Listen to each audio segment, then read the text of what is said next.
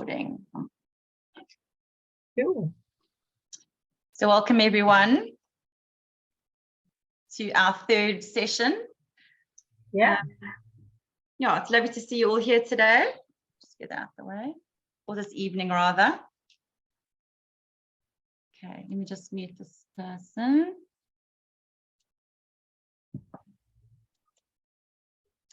Okay, so we're talking about beliefs and Hello.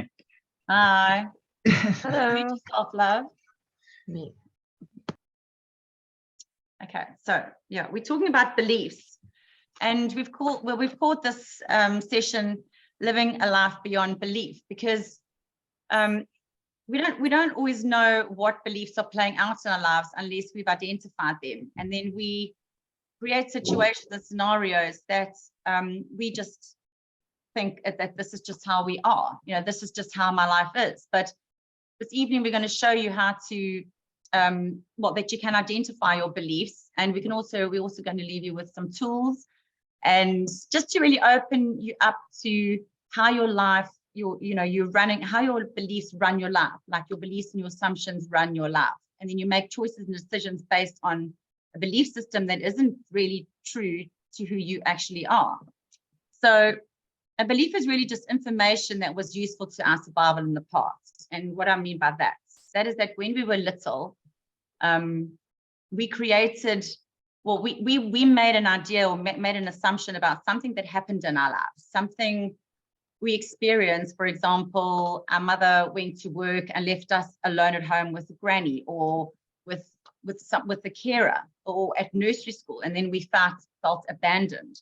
Like that's a belief. Like I was abandoned, which means that, well, that's an assumption. I was abandoned, which means that I'm alone in the world. Or for me, for instance, I have a powerless belief, and that comes from the fact that my mother and father were very young parents.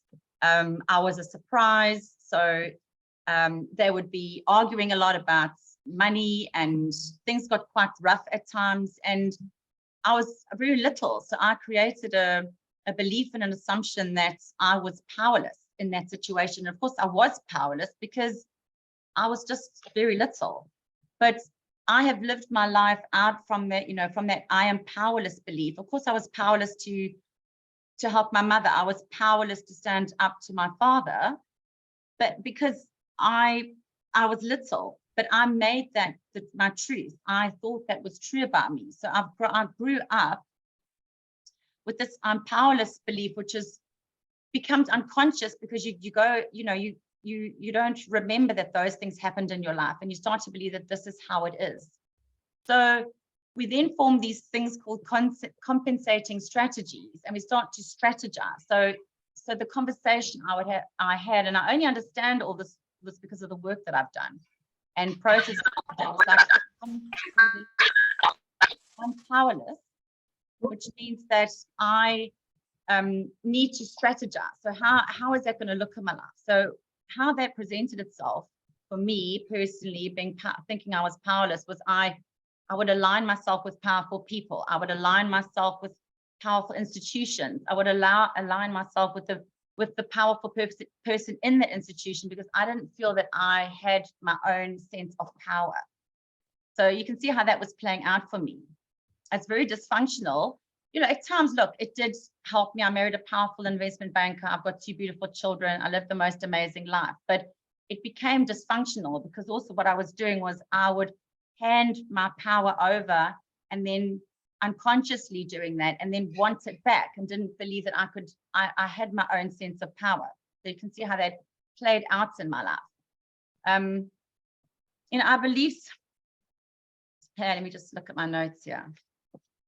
I've got another belief that I'm not capable. So my notes are like all over the place this evening. Beliefs will be, when we're triggered or there's something going on in our lives, our beliefs, they come to the fore to show us also to, like, that this is what's going on. A way to understand your beliefs and to know what they are is to look at the feedback in your life. So by that, I mean, look at the feedback, like what is my environment showing me? What is it teaching me? Instead of blaming people and blaming conversations and blaming your life as it's showing up, just look at it and show up responsibly. So by that I mean, what is the feedback? So what is the conversations I'm having with people on a continuous level? What keeps showing up daily in my life? How can I use this information? So I just need to mute. Hi, Mark. Just want to. It's disappeared again. There we go. Oh no, there he is. So how can I use this information to inform me of what is actually going on in my life? So there's tools that you can use. There's genius alignment processes that we can use that take you to what, when that situation was first set up, what belief is running your life, so that you can then have a conscious awareness of what that is. Otherwise, it's going to keep on, you're going to keep on projecting, you're going to keep on reacting to the influences in your life or to your environment. So the ego is always asking, how is it? How am I?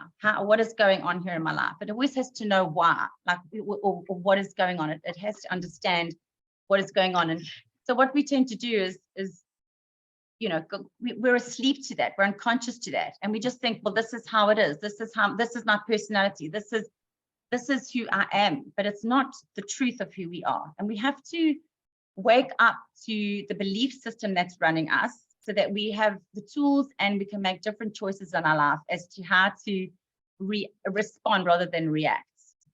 So a lot of us don't even know that these belief systems are running us. And there's 12 fundamental beliefs that run our lives. So I'm just going to go through a couple of them. I did put them on the page, so that if you want to have a look at the page on Facebook, and it's just a really good tool to see, oh my gosh, that's showing up, that keeps on showing up, or that behavior. I've noticed that behavior a lot, because we are able, our personalities were created when we were little. And it was part of the individuation process for us to become individuals. We have to be individuals in this life, and we have to separate from our God selves, from source, in order to have an individual experience of life in this planet. So it's all part of the process, but it's when we believe that is all that we are. Like, I am this, like I am powerless, or I am not capable.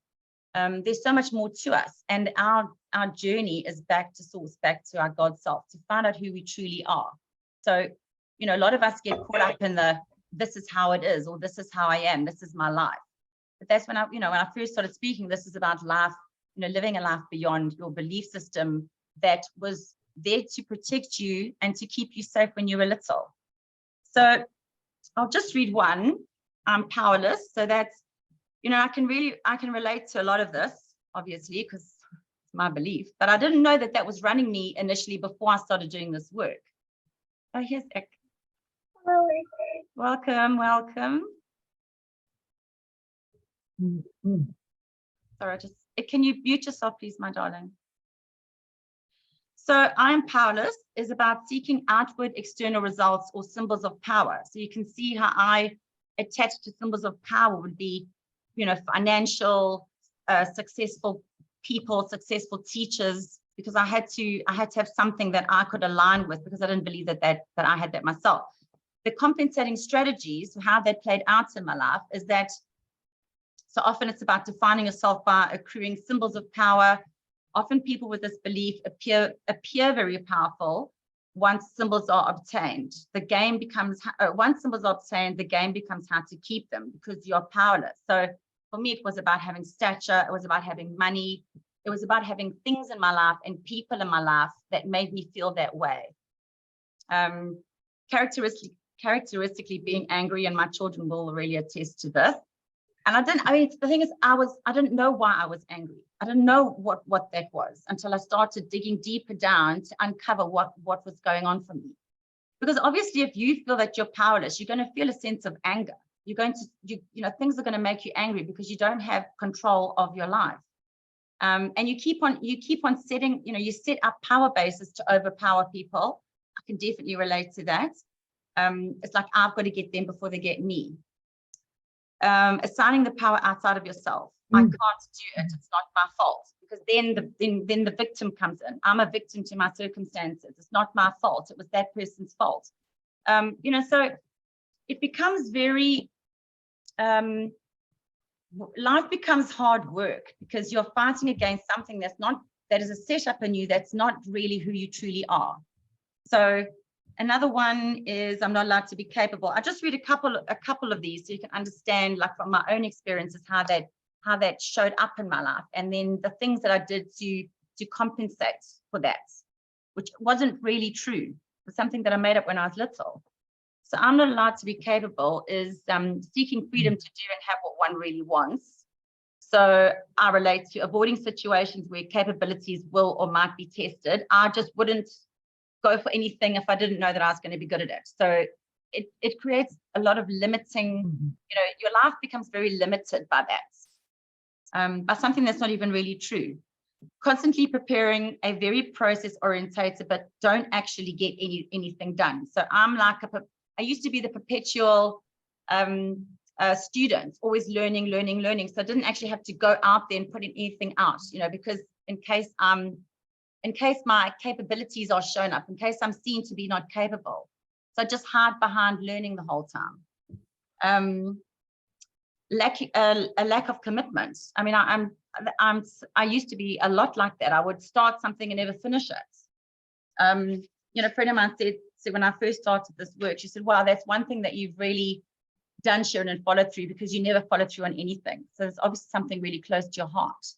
But it also creates what happened for me to do that as something happened in my life that was very traumatic, that catapulted me to really need to find what was going on for me, because these situations kept on showing up until something traumatic happened.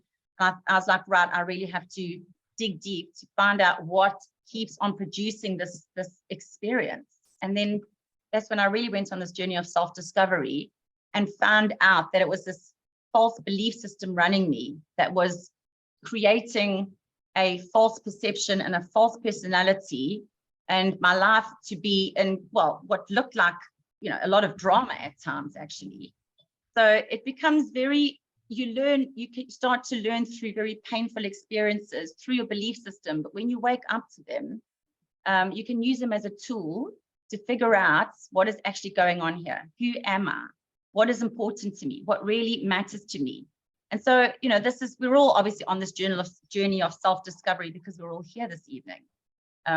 And we're all waking up to some degree. But the way in which we find out what is going on is to really be present to the feedback in our environment. So listen to what people are telling you.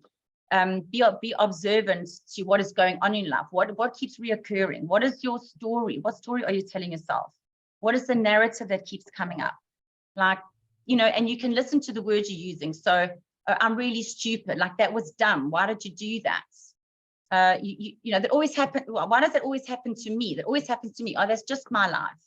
When you start to listen to the words that you're using, take a note, write down in your journal, because you're not stupid. You're not capable. You're not powerless. We have to find our way back to the truth of who we are, and we are beautiful, multidimensional, spirited beings. We are creators, and we create by thought alone. We create by, what is showing up in our life is an indication of what we're thinking and how we're feeling.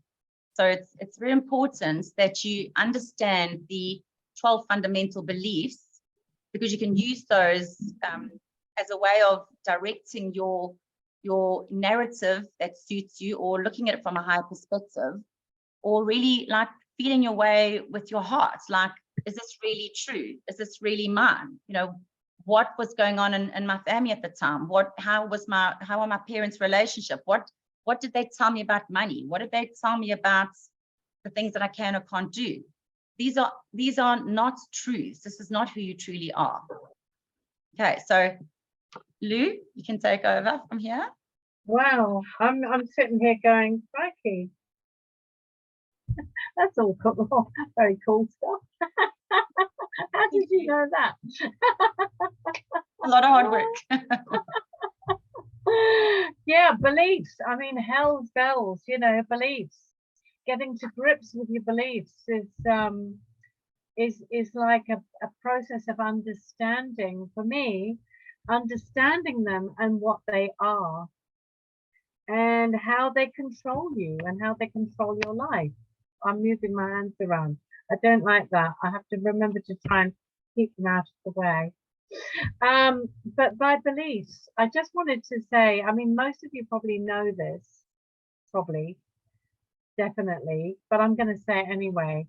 It's not about rational mind stuff about, you know, left brain stuff about whether you believe in God or not, or whether you believe the sky's blue or pink, or whether, you know, it's not about views and concepts and rational arguments about facts. These beliefs that we're talking about are unconscious beliefs, which are formed, as Sharon was saying, when you're really, really young, generally, and which are, you know, the thing that I love the most about this work, there the hands are going again.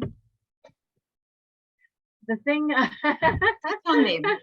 yeah, the thing I love the best about this stuff is that we talk about changing beliefs, but it's not so much changing beliefs as a matter of becoming aware of where you focus, becoming aware of where your focus is going. And generally, the way your focus is going is all stored in your body. Your physical body is your unconscious mind and subconscious mind. It's your body, and so your neurological pathways are very much programmed from birth to react in a certain way.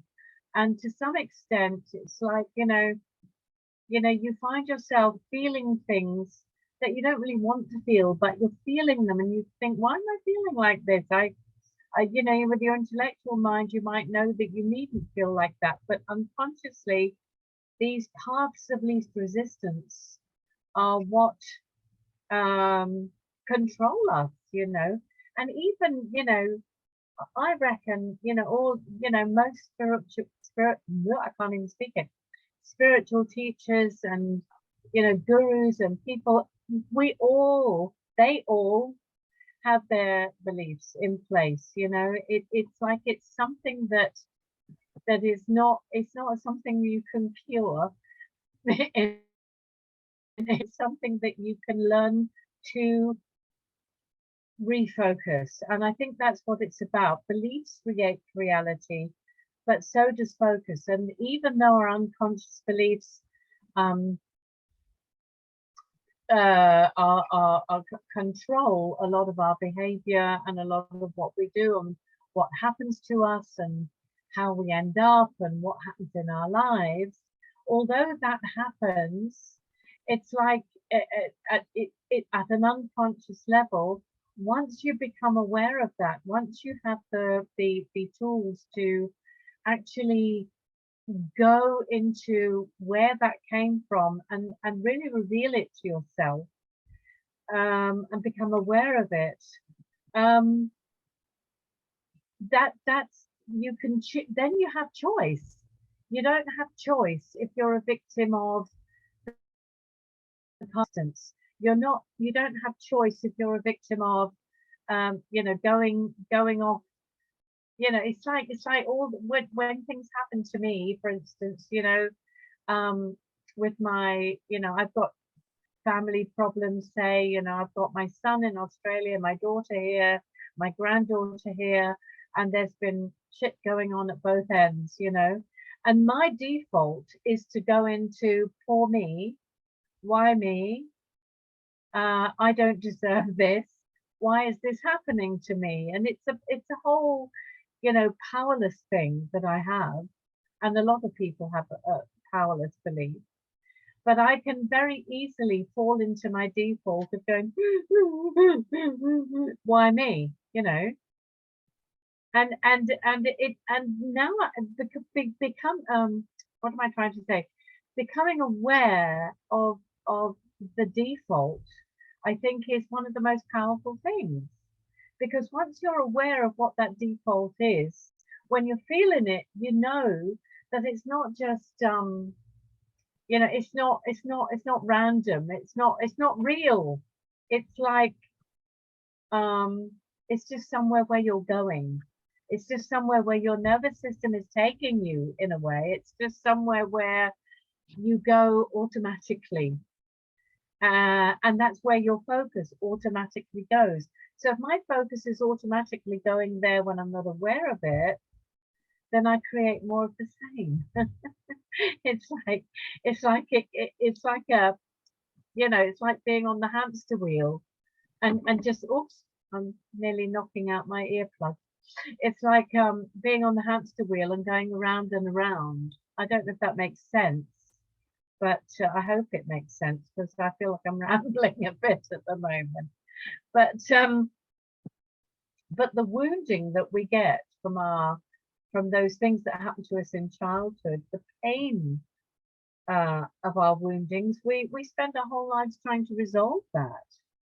And by creating an explanation to ourselves about why this is happening, and these explanations and rationalizations become fixed in stone as our unconscious beliefs, and then we're on that roundabout, you know, of things going around and around, and just when we think we've got it sorted, well, here it comes again, in one guise or another.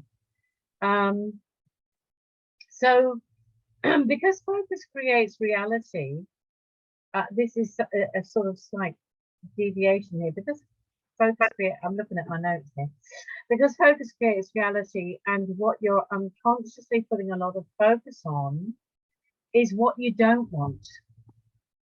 Now, a very interesting thing I learned not long ago, or which became more obvious to me not long ago, was that when you say to yourself, I don't want to end up like this, I don't want to end up poor. Now, this is a good one for me, actually, but I'll go back to that in a minute. But whatever you say you don't want, your subconscious mind doesn't hear don't. It doesn't hear don't. It only hears the thing, you know, like when I first did Magician's Way training, which was back in 2008 with William Whitecloud in Australia. He had this sort of session, a part of the thing where he asked people to put up their hands and say what they were most afraid of, what they most didn't want. It didn't sink in at that point, but it sunk in all these years later. But he said, and I put my hand up, and I said, what I'm afraid of is ending up old and poor. And he laughed at me and he said, you're that already. And that was like a dagger to the heart. I was like, oh, you know, it hurt. But I was afraid of ending up old and poor. And that was something that I put on the back burner, but it was always there.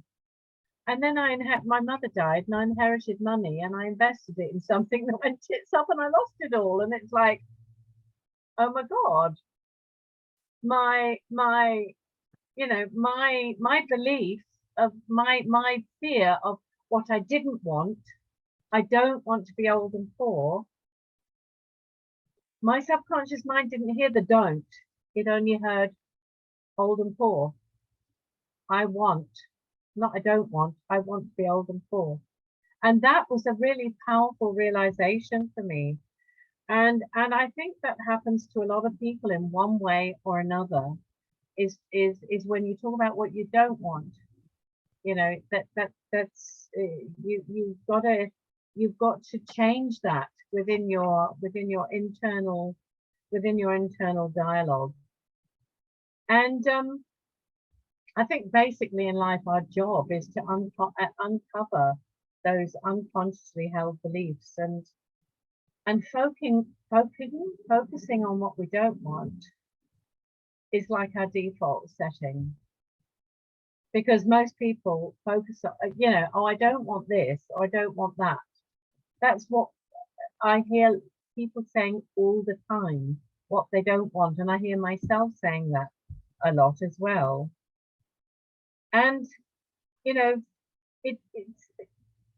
this work is largely about learning to trust your gut and focusing on what you do want rather than on focusing on what you don't want. Trying to avoid what you don't want is not helpful. And what we do, Sharon and I, is we help clients to uncover their deepest and most unconsciously held beliefs.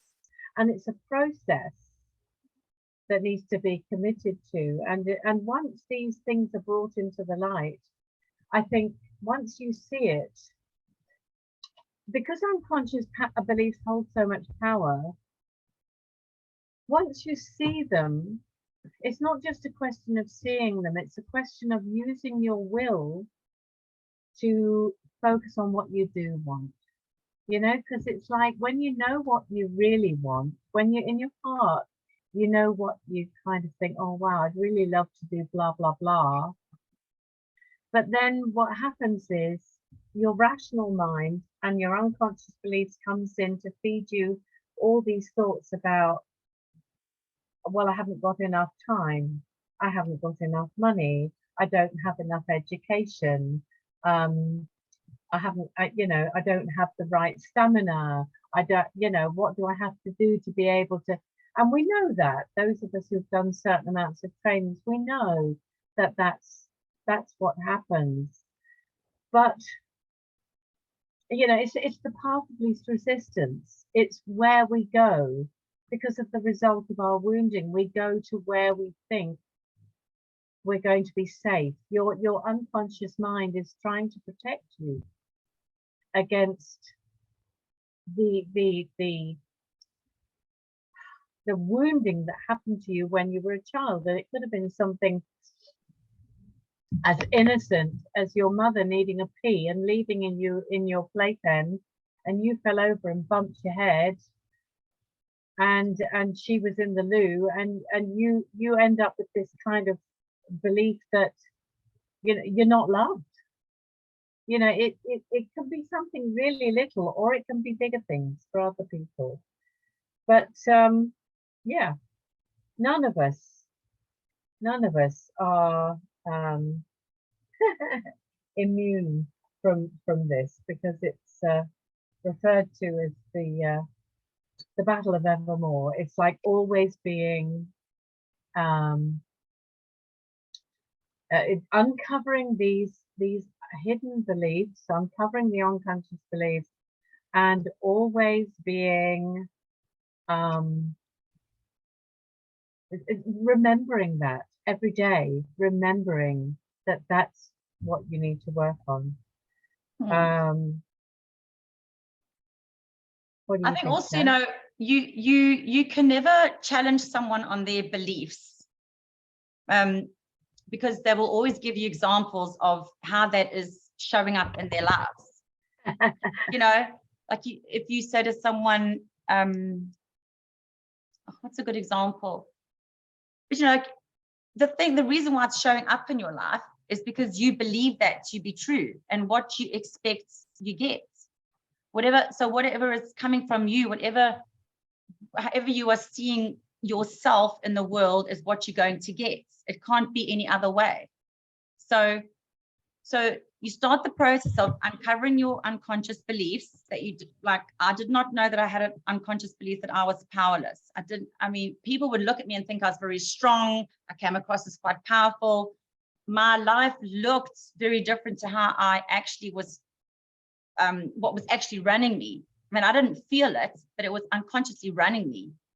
So I had to keep strategizing. You know, it was about survival in the world. And so if you ask someone about, you know, like, let's say for someone that feels powerless in a relationship and they give their power away, and then that person, then they get beaten up. Let's say that's their setup.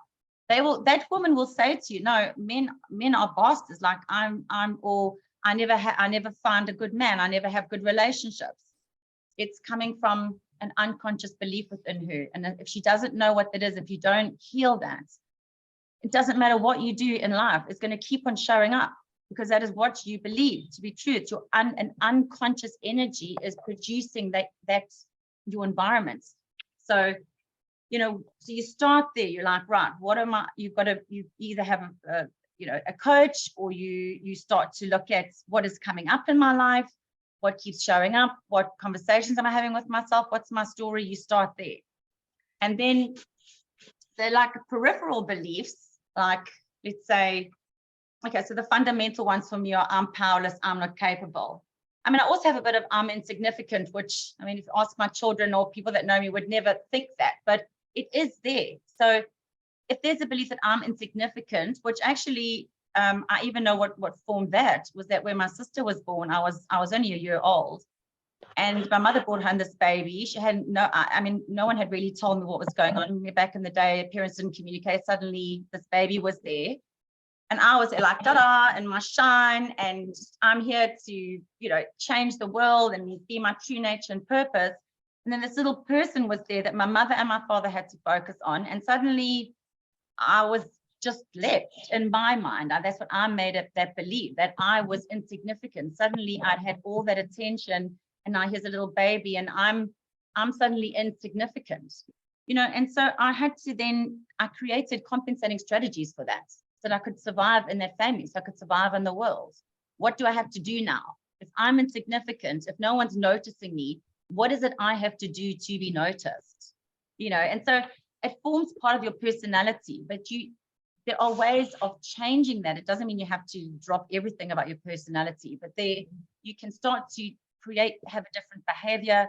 Look at, I did this healing with my sister because it was not her fault. She was just born, and it wasn't my fault. I was 1 year old, but it's created a setup with the two of us in our relationship in life that's sometimes dysfunctional, not completely connected, not the kind of relationship I want to really have with my sister going forward. So, I'm now able, because I really went to the deepest layers. I went right to the setup of that, of me feeling insignificant and what that was. But there's lots of other beliefs that we have, like I'm not good at that, or what else? One is I don't like surprises. I used to be a control freak. Don't surprise me. I want to know where I'm going, who I'm going with, what I need to wear. This was who I was back in the day. And then when I started to write a whole new set of beliefs for myself, not the fundamental beliefs. These are, I'm just going to pick that one because it had the most profound effects in my life. So when I just sat one day with all these, writing out some new beliefs, and I wrote down, I love surprises. and that day, like literally a couple of hours later, a friend of mine called me up and he said, I've got, what are you doing later? I'm just going to keep this very short because it's quite a long story. What are you doing later? Can you come up to London? Be here at 4:00. And I just didn't ask any questions. I literally had written that belief that day. I love surprises. And I showed up, eventually ended up at the O2 at a Michael Bublé concert. And I loved Michael Bublé. He didn't even know I loved Michael Bublé. He suddenly got these tickets from a friend of his in New York, thought he'd call me up. My belief was I love surprises. And just the universe aligned with that belief. It didn't take long. It literally aligned with that belief. I could have said, no, I'm not coming. You know what I mean? I could have made a whole lot of excuses as to why I couldn't make it. That's one very small shift in my focus, shift in my perception of life, of me. And it's now become an integral part of who I am. Yes, I love surprises. I say yes to things. I used to say no. And I used to say no a lot. I'm not doing that because, first of all, it triggered my I'm powerless. It triggered my I'm not capable. It triggered my I'm insignificant. And by changing a belief of I love surprises, it helped me make different choices about what my fundamental beliefs are. Does everyone understand that? Okay, Ella?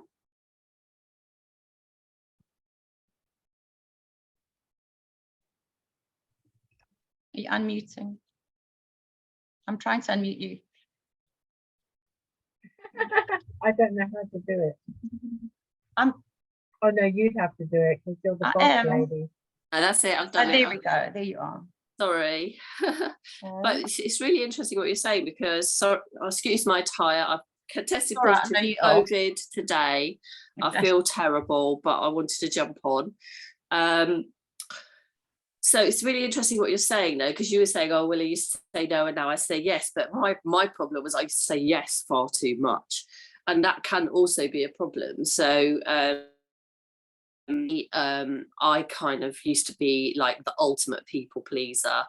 I would always say yes, regardless of whether it was going to harm me or whatever. I would always put other people first, regardless of kind of like their status in my relationship or anything, you know. And my husband used to really take me to task about it. He's like, you know, this is ridiculous, you know. And when I sort of started doing the work, it was very interesting, because it kind of all went back to, so another thing is I'm not enough as well. That kind of is all related. But it kind of went back to feeling a bit unloved as a child. And that was, you know, I used to sort of blame my mum and sort of think, well, she was, you know, she was not a touchy-feely mum. She was always there. But she had her own shit, because she basically had a very difficult upbringing. Her mum died when she was 2. She was passed around from pillar to post. She did not know how to show love because she was not shown love herself. So that kind of mirrored itself in her, the way that she parented us. So we didn't get that really touchy-feely. So I went through my early life searching for that recognition, that kind of like constant reassurance, which meant I used to say yes to things. I mean, I said yes to relation, you know, going too far in relationships when I probably wasn't old enough to even, you know, understand what was going on. And that was all around this limiting belief that I'm not lovable, and somehow I've got to make myself lovable by saying yes to everything and doing stuff for everybody, you know. So it's really interesting, you know. That's another one that you listed. I'm not enough. I feel unlovable, all of that. So it's kind of like the flip side of what you were sort of saying. But yeah, that's been my experience. And since I've done the work on that, I've forgiven my mum, because it wasn't her problem. You know, she didn't ask to be kind of raised in the way that she was raised. And even though that kind of went over to the way she raised me, it wasn't her fault, you know. So that's been a big thing to kind of have that forgiveness around, you know, around that sort of early part of my life. So you know, and I don't know if that resonates with other people, but that's kind of been a big thing for me. Yeah, and also when you know what your unconscious beliefs are, you're not projecting, you're not blaming, you're not naming and shaming, and you're not the victim, or you're not the martyr. You know, there's so many. That's the compensating strategy. Like, we have to strategize at the time. We're like, right, so now what do I have to do to get, you know, my needs met? You know, I'll read them. I'm unworthy.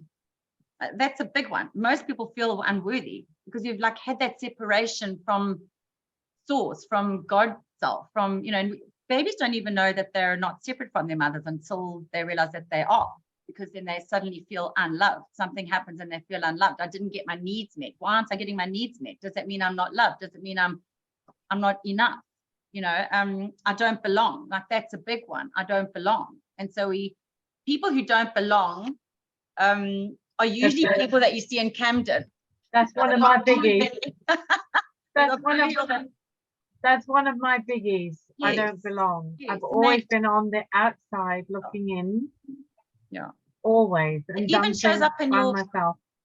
Shows up in the way that you dress, the way that you look. You know, because I don't belong means I have to make myself look a certain way so that I can belong. But then what they do is they mess it up along the way anyway. And so then people go, well, you're weird, or you're acting like a freak, or, you know, and then it reaffirms the fact that they don't belong.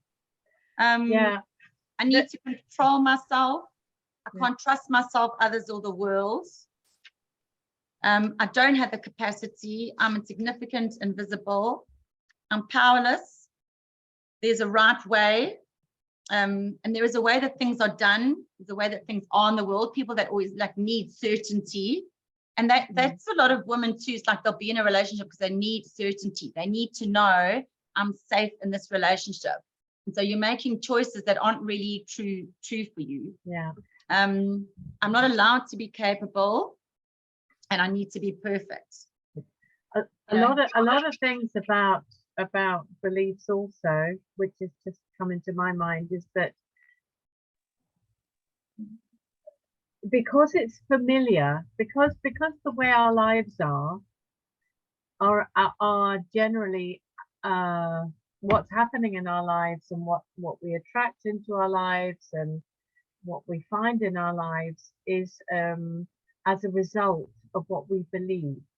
Okay, and because even if you're in a situation which is difficult or uncomfortable, or you know, not satisfactory, because it's familiar, even if you don't want it, it tends to hold the power. So that's how come women or men, because women are abused and so are men in relationships. That's why, you know, people can stay in abusive relationships, because even though they know it's not a good situation, it's better the devil you know than the devil you don't know, you know. And I think that's a really important thing to remember, because when, you know, when things are going wrong in my life and it's an old familiar thing, I have to remind myself,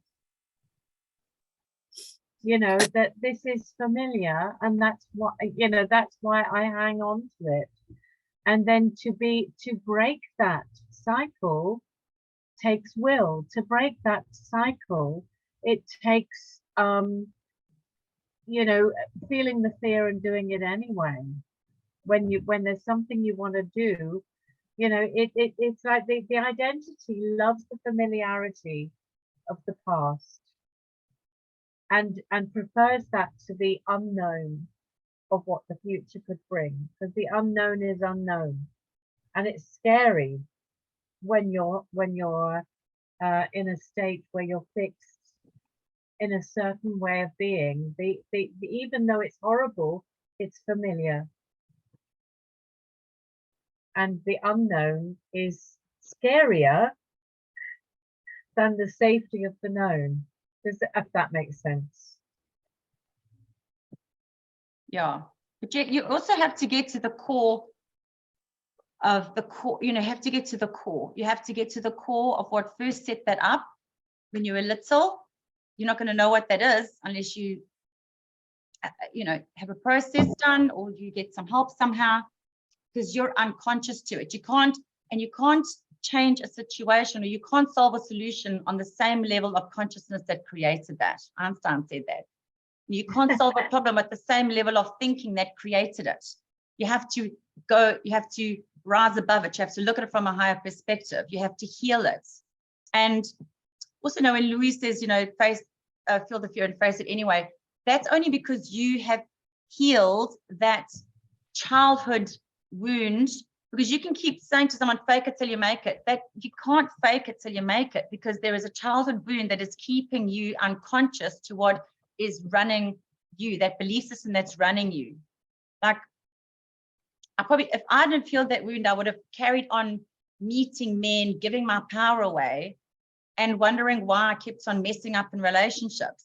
But, you know, I had to take a step back, look at that, heal that, make some choices. I decided to be celibate for, like, I don't know, nearly 2 years now. It's going on a little bit too long.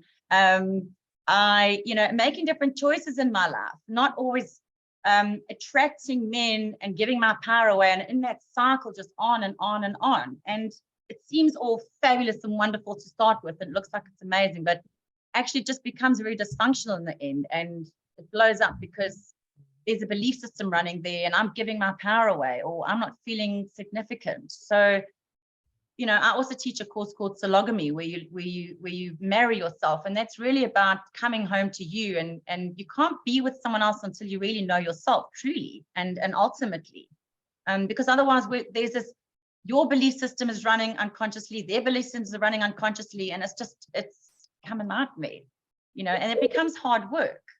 So when you truly get to know yourself and your belief systems and what's running you, you take responsibility for yourself.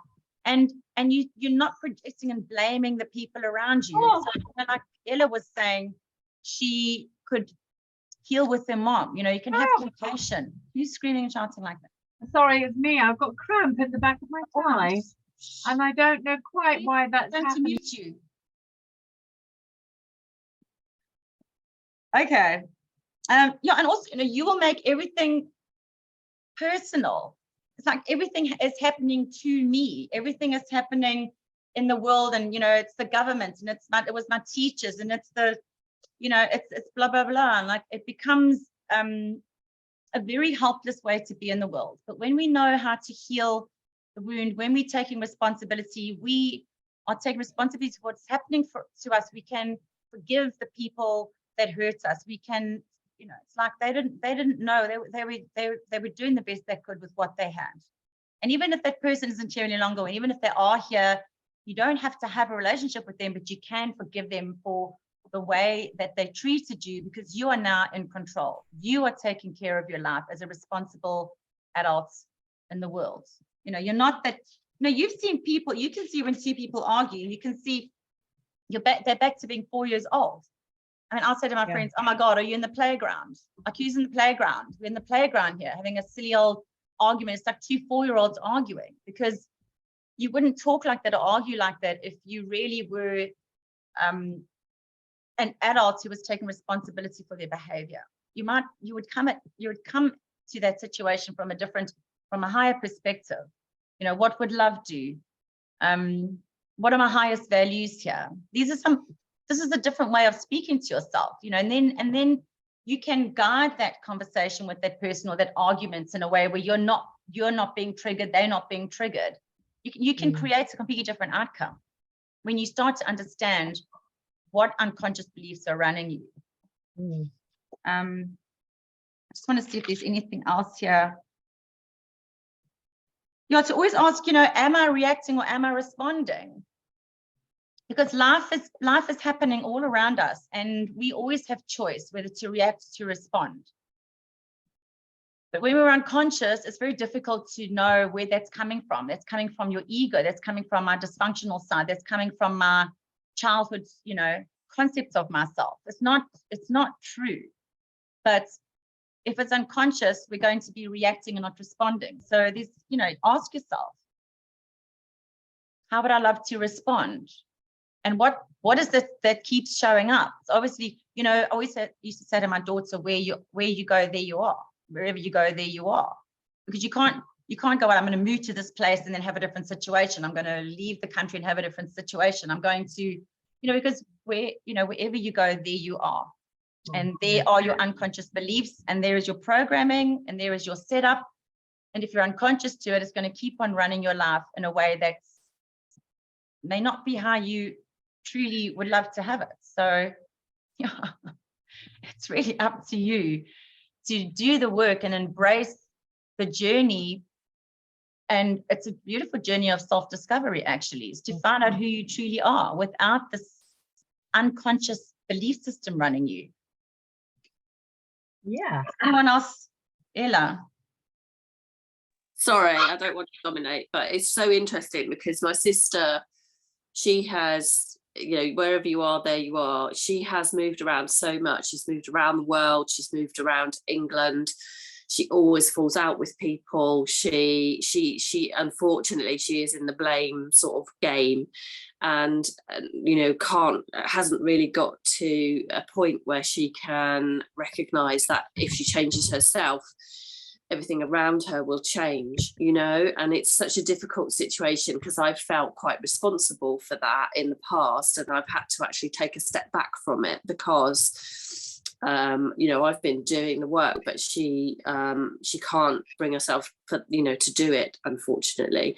So it's so interesting that you say, you know, everywhere you are, there you are, because it's true. It follows you around, and you know, she'll say to me, I don't understand why I'm so unlucky with my neighbours.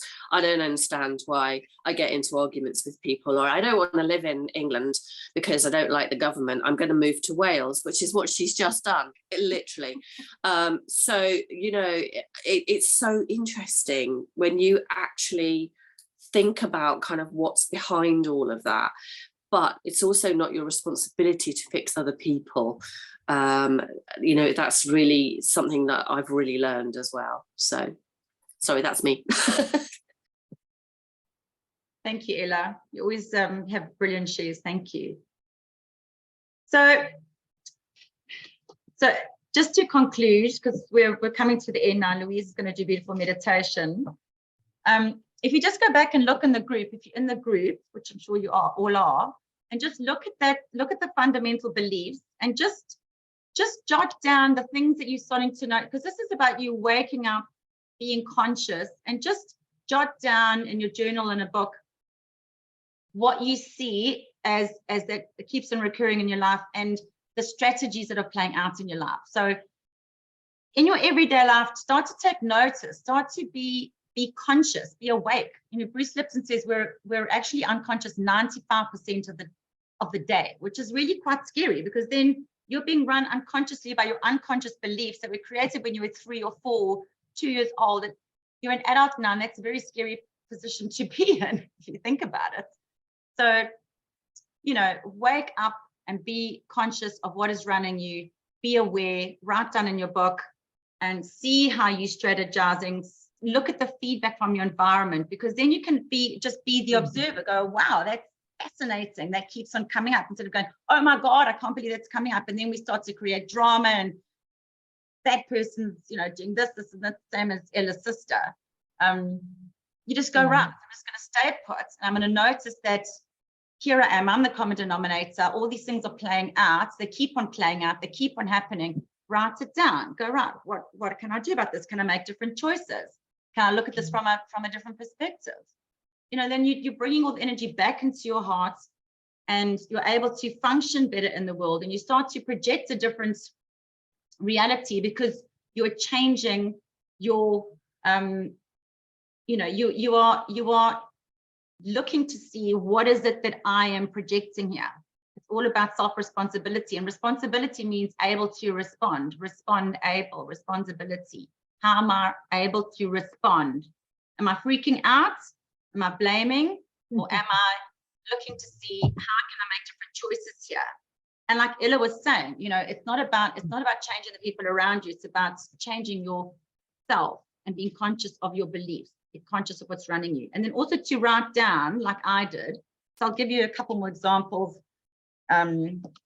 I wrote down, like every 6 months to a year, I just write down a whole new set of beliefs. And just when I think I can't find any more, I keep finding more and more. And then my life aligns with that. You know, Louise is saying the path of least resistance, energy flows in the path of least resistance. I'm creating little structures, many structures in my life. So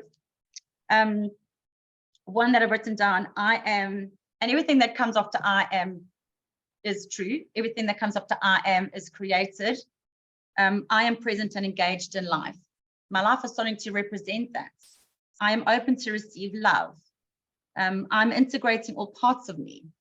I am caring, nurturing, and open. Now, these are things that we can, because if I say I'm caring, open, and nurturing, then the relationship with my children deepens. The relationship with myself deepens. It's like I'm stating who I am. I'm always available for love. So then that can mean any situation in my life. I'm just showing up as love. I'm not reacting from an unconscious belief that I'm powerless or that I'm insignificant, because I'm always available for love. And so I'm able to respond in a different way, from a higher perspective, from a place of love, which is who we truly are, as we are just love. So if there's any other questions or anyone else wants to comment, we'll go into the meditation, Lou. Okay, awesome. Okay. yeah, the whole thing about beliefs is that, you know, it's like it it's our default, it's our preferred state. It comes up when you want to do something new, you know, when you want to do something new that you get a hit on and you think, yeah, that's what I'm gonna do. And then this little voice in your head creeps in and goes, "Meh," you know, "Meh, meh, meh." And I think that my own personal feeling is one of the ways of circumventing that is using intuition. I think that's where intuition comes in because, you know, rather than relying on the info from your rational mind, which is all based on your belief system, is, you know, being able to switch that and begin to rely on what your intuition tells you is possible rather than what your rational mind tells you is possible. And so we're going to do a little meditation just to finish with. So I just want you to close your eyes if you want. I mean, if you don't want to, that's fine, but closing your eyes is good. And just close your eyes and notice your breath, just noticing your breath, breathing into your heart center. Your heart center is the seat of your intuition. Breathing into your heart center, breathing deeply. Just noticing your breath, breathing and relaxing, just relaxing everything. Relaxing your body, your mind, relaxing all your muscles. And breathing into your heart center. Your heart center is actually the seat of your intuition. Your heart center is your intuition. So breathing into your heart. And just ask yourself now, what do I love? And let an answer come to you. Just go with the first thing you get. No second guessing. Just go with the first thing you get. What do I love? And relaxing into what you love. Just notice in a detached way what might come up for you. It could be a fear. It could be a yes, but. It could be, but I don't have. It could be an objection, a negative thought. It could just be a feeling of fear or resistance. Just notice it. Don't give it your energy. Be detached from your identity's objection and just keep breathing. Keep breathing into your heart. And focus only on the emotions connected to what it is that you love. What is it that you love? And in your imagination, just see it, feel it, hear it, taste it, say it, touch it, smell it. Let it be vivid. Experience what you love in your imagination vividly. And let your sacred and beautiful imagination run wild until the scene that you're experiencing in your imagination comes to life. Let yourself feel the elevated emotions of joy, of gratitude, of excitement, of love, of passion and of hell yes. Feel as if what you love already exists.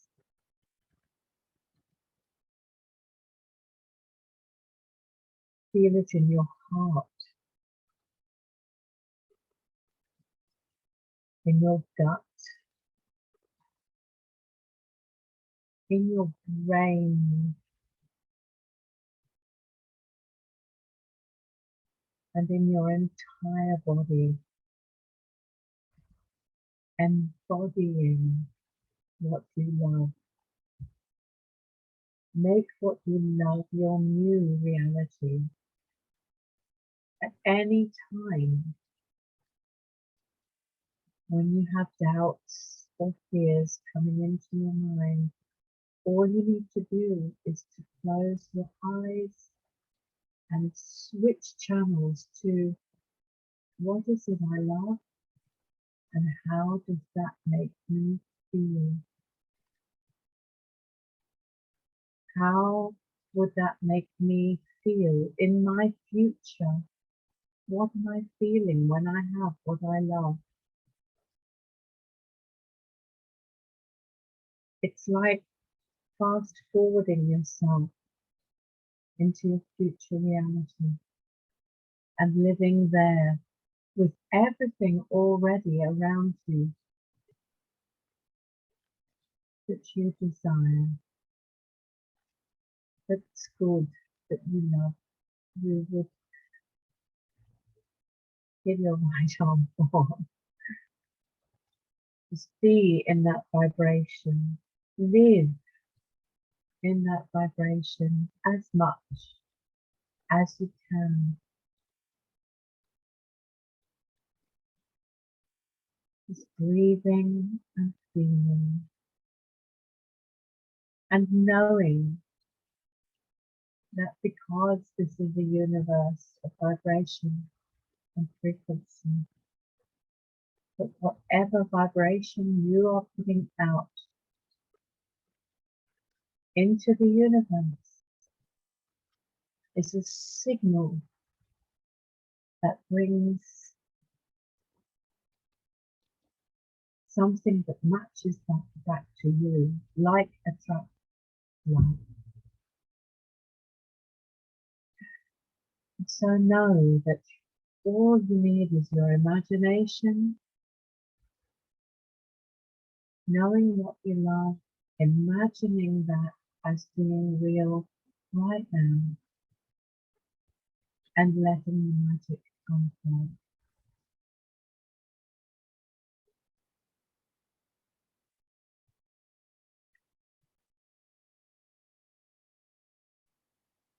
And when you're ready, bringing yourself back, you can open your eyes.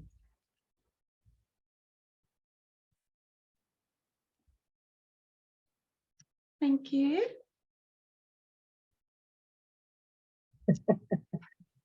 So we've also got a little surprise for those of you who haven't been on the page, is that we are going to put the names of the people that were here present this evening as a thank you, and we're going to put your names in a hat and then pull out 2 names to do a genius alignment process. So that genius alignment process is where you get to identify the core belief and what sets it up in the first place.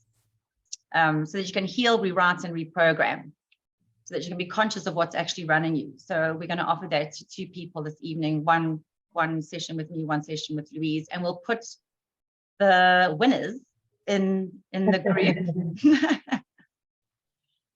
So look out for that. Thank you everyone for joining this evening. Thank you, my darlings. Thank you, everybody. Lovely to see you. And we'll let you know when the next one's going to be. It'll be in January sometime, but we haven't made a date yet. Oops, I can hear myself coming back at me. Oh, it's Jen. Anyway, yes. So there's a lot of interference. I know. It's weird. I don't know what's happening.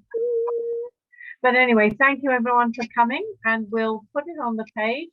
Who's won the sessions, and let you know. Have a good evening. Thank you. Bye. Thank you. Bye, everyone. Bye. Thank you, girls. Thank you. Bye. Bye. Bye, everyone.